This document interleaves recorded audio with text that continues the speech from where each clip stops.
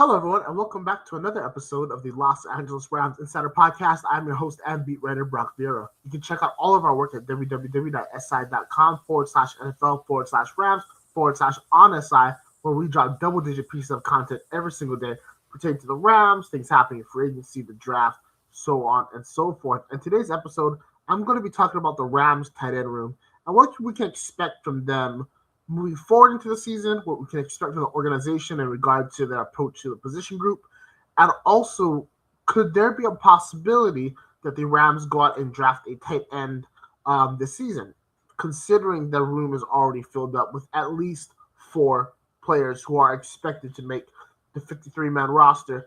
Those 4 players are, of course, Tyler Higbee, Colby Parkinson, Davis Allen, and Terrence Ferguson. I've spoken about this group several times. And the reason why I want to touch on it again is because in a recent mock, I think I might have spoken about this before, but Rams, I was a general manager, and with the 13th overall pick, I selected USC's Mekhi Lemon, give that third wide receiver to the offense, and then we traded back into the first to select Kenyon Sadiq, the tight end out of Oregon. And you do wonder, are we at a point where we are going to see the Rams spearhead another era of offensive evolution? And of course, that will involve the tight end room. The Rams' overt usage of 13 personnel last season created a very interesting scenario in which teams are struggling to mix and match their defenses with the big boys that the Rams are putting on the field. I mean, think about it like this. At 13 personnel, you have 5 offensive linemen, 3 tight ends, and a running back. That's a lot of players who love to get physical just right then and there. How are you going to handle that on a snap-by-snap basis? And teams were not. And what the magical portion of what the Rams were able to do is the fact that not only were they able to utilize this offense, but they were able to have a rotation of tight ends who all had a variety of skill sets that made the personnel package so effective. When you're able to line a guy like Davis Allen up in the backfield, or to flex Terrence Ferguson out wide, or use Colby Parkinson a variety of ways because of his athletic talent, it really opens up a variety of things as a play caller for a quarterback.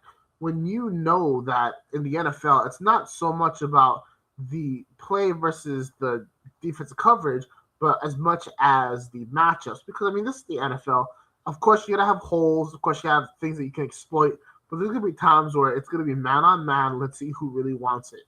And to have players that are just either coverage mismatches or physical mismatches based off whether a defense puts a defensive back or a linebacker on them, I mean, what's not to love in that scenario? And we saw that when the Rams had so many of those tight ends on the field, Matthew Stafford's numbers looked fantastic. The point of this video is to talk about what's the next evolution of this. I think it comes from who you have to. I think it comes from who, when you look at the coaching staff, who is on that. Who's on them. Nate Schillhouse, Dave Ragone, Rob Calabrese, so many other guys. Scott Huff. I spoke to Scott Huff earlier this year, and something that I really loved about him is that he comes from an offensive line background. He was an offensive lineman, offensive line coach. So there is an emphasis on blocking.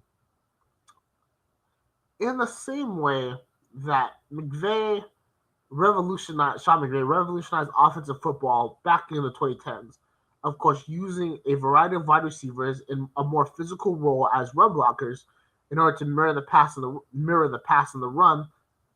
There is always that one player that needs to be that elite threat, and that was Cooper Kupp. I strongly believe we are going to see that happen again with Terrence Ferguson occupying that Cooper Kupp role and McVay using him to really modernize tight end usage. McVay has never really had that playmaking tight end. He had guys like John Everett for sure, but I mean, Tyler Higbee is arguably the franchise's greatest tight end ever. But at the same time, he doesn't match up against, the George Kittles or the Travis Kelce's or anything like that in the modern NFL. Ferguson is such a unique talent that I do wonder if the Rams are going to try and utilize his speed and ability to have much more compact formations, allowing Ferguson to really exploit the outside. And then once they gain that advantage, of course, using Ferguson on the outside to attack the inside, and do a variety of things to mix and match in order to create positive matchups and, of course, positive results based off whatever play call you want to run. The part of this why I think that the Rams could go in this direction is because not only do you have to evolve the offense so that Matthew Stafford stays timeless, you also need to have your unit in a place where that if there's a scenario in which Stafford goes down, or even you talk about the post Matthew Stafford era, you're gonna need something for where a guy like potentially Jimmy Garoppolo, if they resign him, or Kirk Cousins or somebody else can go to in order to keep this offense rolling, because this defense is at championship level and you would hate to waste them. So that's why I think that the Rams are going to start taking steps like this in order to really counter some of the issues that they're going to see this season and also down the road. And because of that, I think that guys like Terrence Ferguson and the rest of the tight end room are going to see much more usage, and thus they're going to see much more production. And that's going to lead to defenses trying to adjust, which should allow the Rams to then go back to their basic 11 personnel offense and be very effective, utilizing guys like Devontae Adams, Puka Nacua, and so on and so forth. This has been Brock Vieira for the Los Angeles Rams Insider Podcast. We'll catch y'all next time. Take care.